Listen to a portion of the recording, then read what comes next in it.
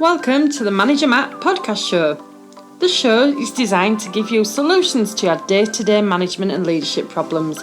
It's hosted by Matthew Haddock, a frontline manager and leader with over 25 years of experience. If you're ready, then let's get on with the show. Welcome to the Manager Matt Podcast Show, a weekly show designed for you as a leader and manager to get the results you've always wanted. If you haven't already, please subscribe to the show so you can never miss an episode and share it with anyone else who might get the benefit. Right, without any more delay, let's get on with this week's show. Hello, and welcome to the Manager Matt Podcast Show. Hope everyone is well in this very, very crazy world we seem to be living in at the minute. Yes, everything seems to be just everywhere. But as leaders and managers, you've got to get on with it. You've got to put your shoulder to the wheel, your whatever to the grindstone, and kind of get on with it, haven't you? That's what we're here to do. We've always been here to deliver results through our people in the best ways we can, and that's what you've got to do every day as a manager and leader.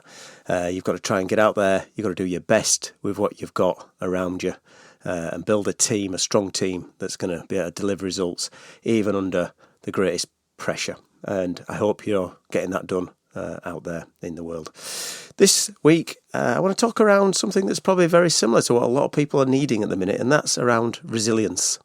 Resilience is something that, as a leader, you really need. You need to have a solid core of resilience, because whatever happens out there, there's always going to be somebody who's going to be after you. There's always going to be someone who's wanting to come up from behind and take your job. There's always going to be a competitor that wants to make sure their product's better than you. There's going to be someone who's going to sell more, someone who's going to get a better deal. So you've got to be resilient, both in a personal point of view and, of course, away from work. You know, the resilience to try to get things done in the right way every day is very difficult. Everything has changed in the last 10 years to what was probably the norm has changed massively.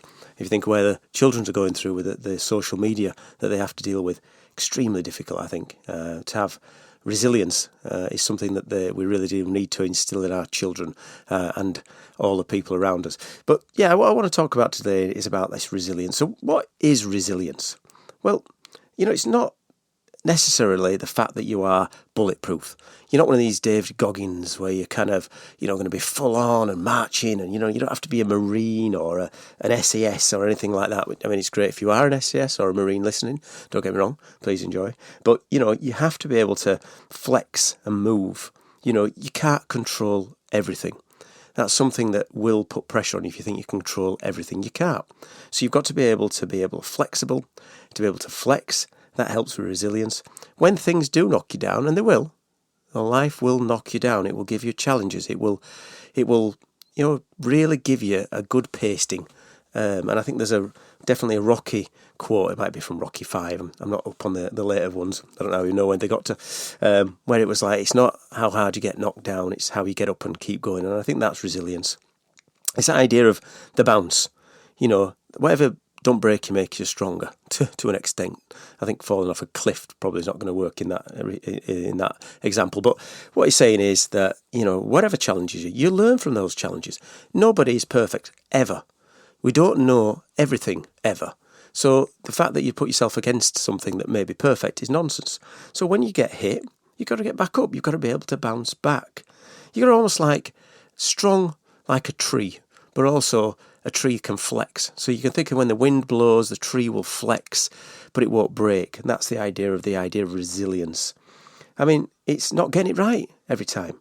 You're going to get something wrong. As I've said, nobody's perfect. There is a way that you are going to become, at a point, a failure. You are going to make a mistake. But if you're in an environment, either at home or in your social world, or in a sports team, that can tolerate that can learn from it. At work, we talk heavily about psychological safety, being able to express yourself, be able to admit that you're wrong and make mistakes without the proverbial ton of bricks landing on you. That's one of the most important things. You're in a business that does allow you to make mistakes, that knows that you're only a person that could have made an error. Are you in that kind of business? Maybe you are, maybe you're not. Who knows? But, it's not always going to be easy. It is going to be challenging. But this is the idea of resilience. Resilience is around yourself. How do you captain it? How do you own it as yourself? How do you make things happen? When you're under pressure, this is when you become more resilient. There is good pressure, no doubt about it. If you think of it, going to the gym. Whenever you go to the gym and you have a good workout, you're going to ache the next day, but you're getting stronger.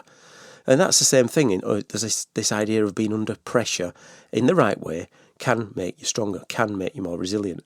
Experience can. Knowing when things are coming so that you can avoid them is a good way of thinking around being under pressure. That's a great idea of looking at.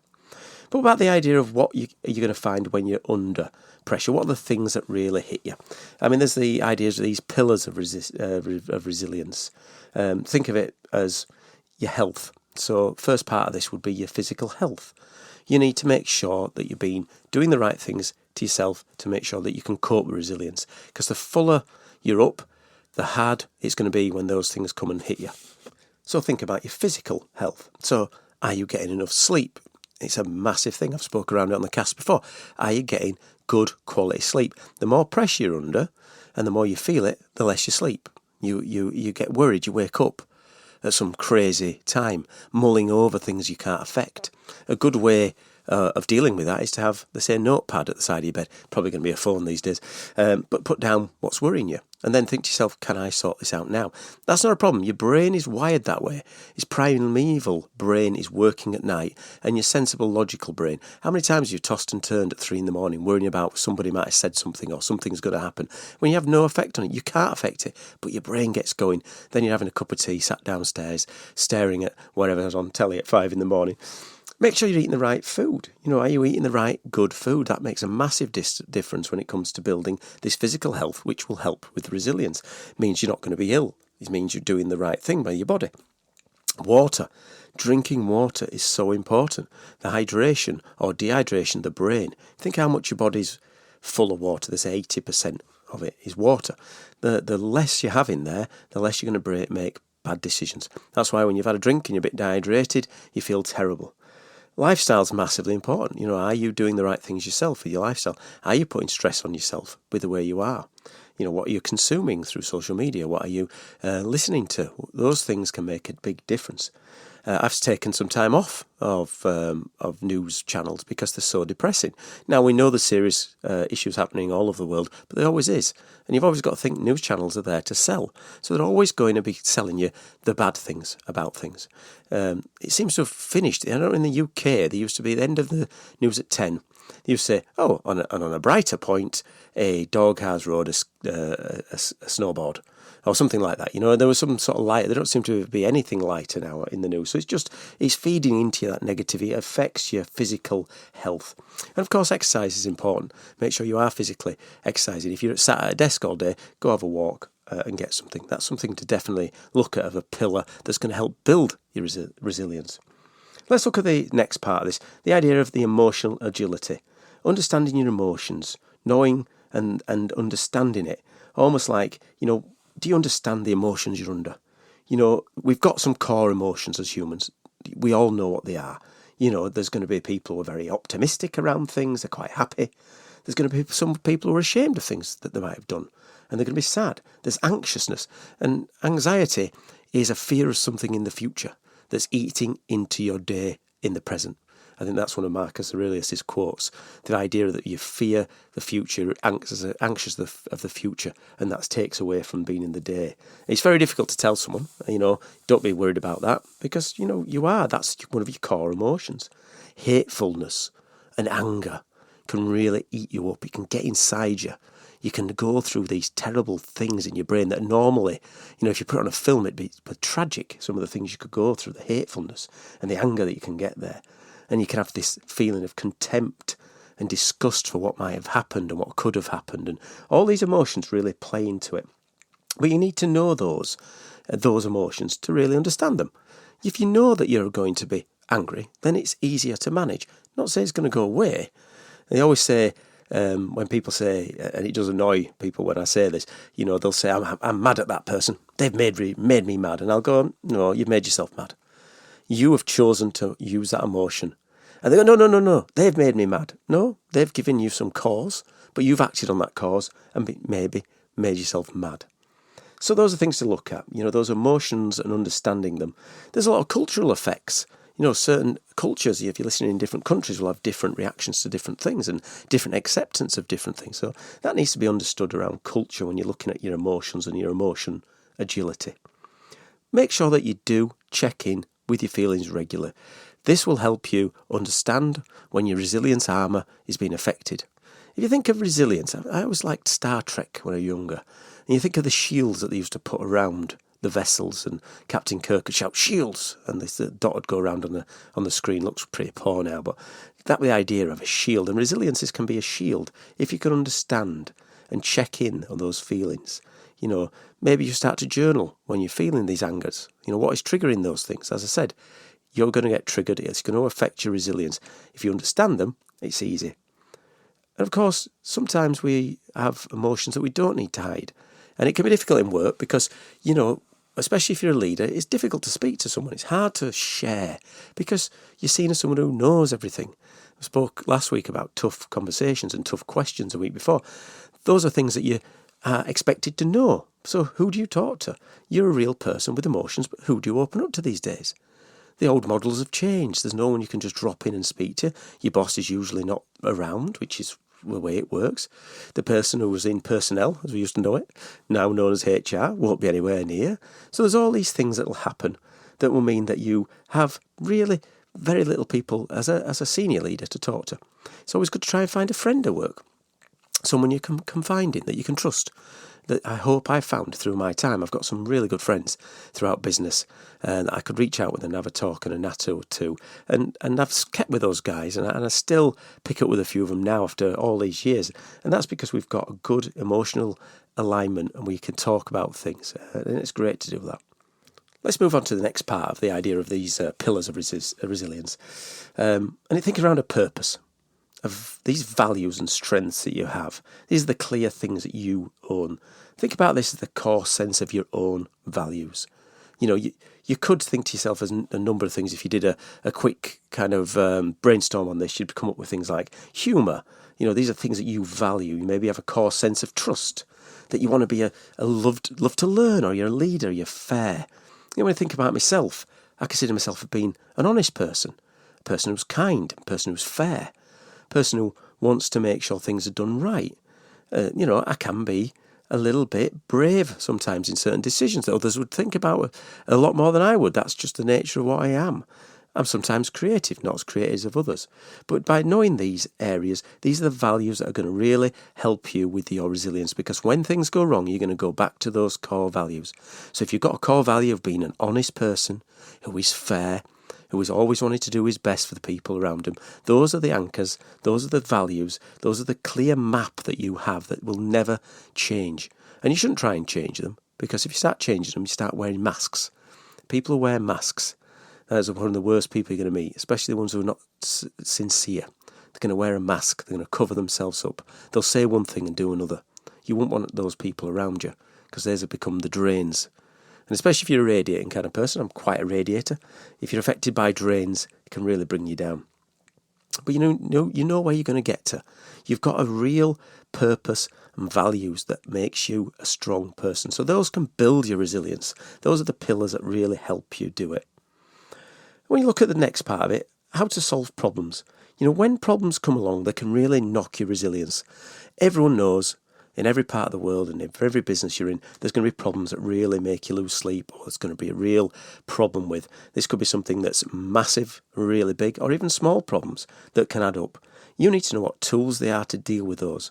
Allowing moments to say, let's look at this, let's get to the bottom of it, let's really fix it, let's get to the bottom. By fixing it, I mean not just putting a plaster on it, fix it for good.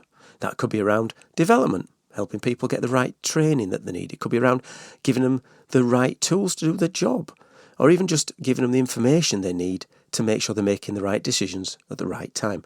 Because if the people haven't got the right information and haven't given them the right training, how are you expected the results that you really want to get out of them?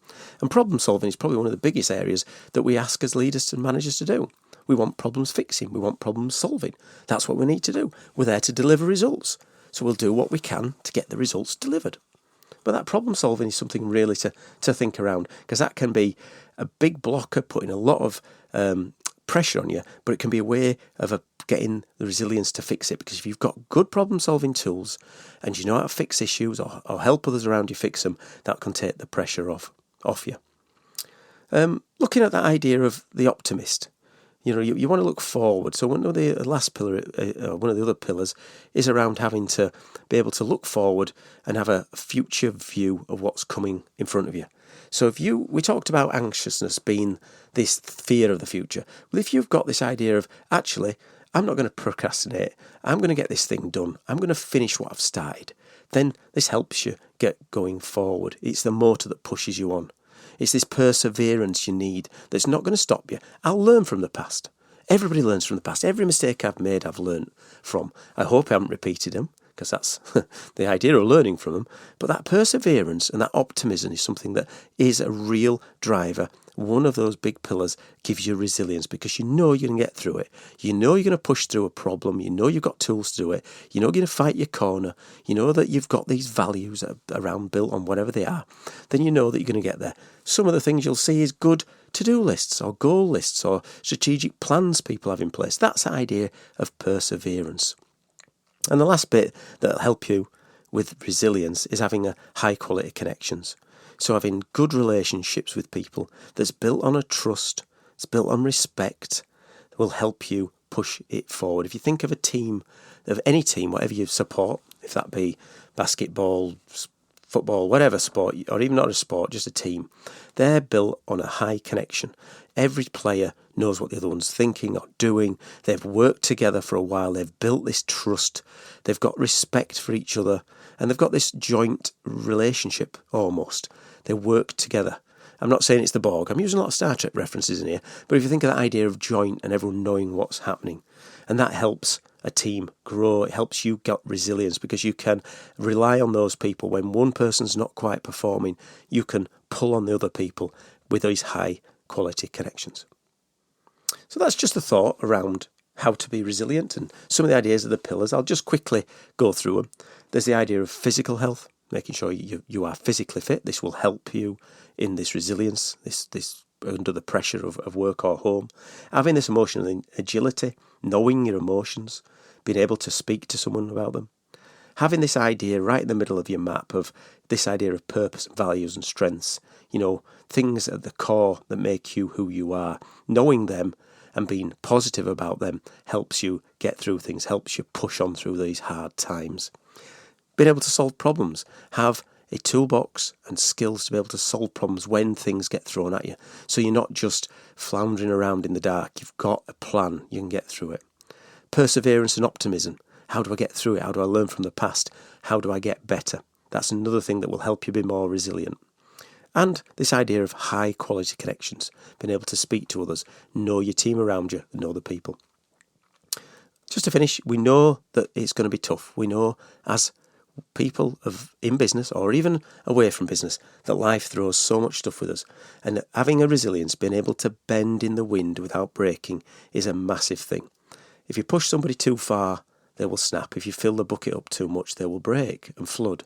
And that will go down the road of issues in regarding to mental health. And we know that this day and age, even when you're away from work and away from those, even at school, you're away from school, you're still going to be under pressure with the amount of social media. So maybe it's time sometimes just to turn WhatsApp or TikTok off for a bit and just have a bit of quiet time. It's easily said when you're as old as me. Not as easy for the young ones, I don't think.